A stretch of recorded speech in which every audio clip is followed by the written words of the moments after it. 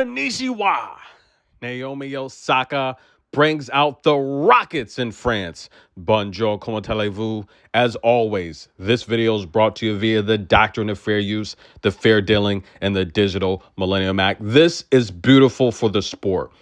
Ranked 55 on the World Tour, Naomi Osaka brings out all of the fans. A sold-out stadium here in France. St. Malo, ladies and gentlemen. That's right, and she's taking on the hometown favorite, ranked 143rd on the World Tour. Where's the love, ladies and gentlemen?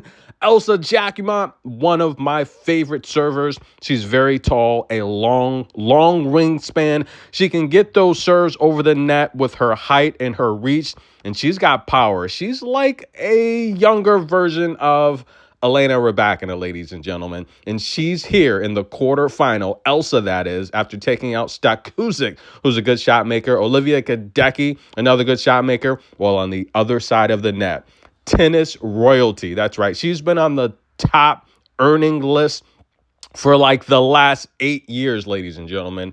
Once regarded as the highest paid female athlete in the world with Serena Williams, with Coco Gauf, with Iga Swiatek, that mix of elite champions. She's here in the quarterfinal after taking out Marcinko in straight sets, and Diane Perry, the French woman who's got that one-handed serve, right, guys? The one-handed slices, amazing forehand. Yeah, that's right. They went 3, but Osaka passed that test. Now, Osaka on the year, she's 11-6. She's 2-1 on clay after being bounced out of Madrid, ladies and gentlemen. She decided to go down to the lower level, and I think this is great. I've attended tons of 125Ks. They're normally empty. To see Osaka sell out this arena is beautiful. I watch the St. Malo tournament all the time, and again, the stands are normally empty, but Osaka gets the job done in the first set. Just too much to handle. Konnichiwa for Elsa Jacquemont. Clean sweep, ladies and gentlemen. A couple aces there, just winning the first serve battle, the second serve battle, just getting the job done completely. Also, guys, as we switch back to Madrid, I will have the preview and prediction video. This is the 125K. This is not going to be HD, ladies and gentlemen. You got one camera, and that's it. But listen, Coco Gauff, guys, I'm going to tell you right now, I'm taking her to win Madrid.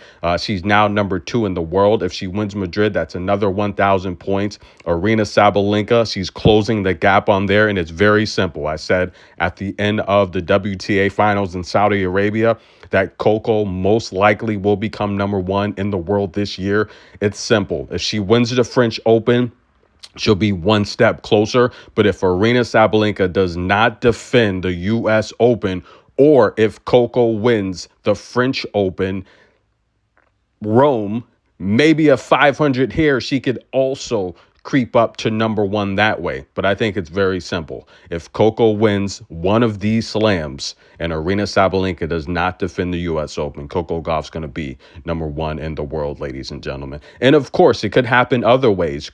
Serena Sabalenka, let's say she doesn't defend the U.S. Open and Coco just goes on a tear, a tear on the U.S. hard court swing, winning, I don't know, maybe a Canadian tournament. I don't know, maybe the Western and Southern Open, going deep, maybe in the U.S. Open, going deep in the draw to the finals. There's other ways Coco can get the number 1 spot, but either way, I think it's inevitable, guys. Coco's back. She's hot.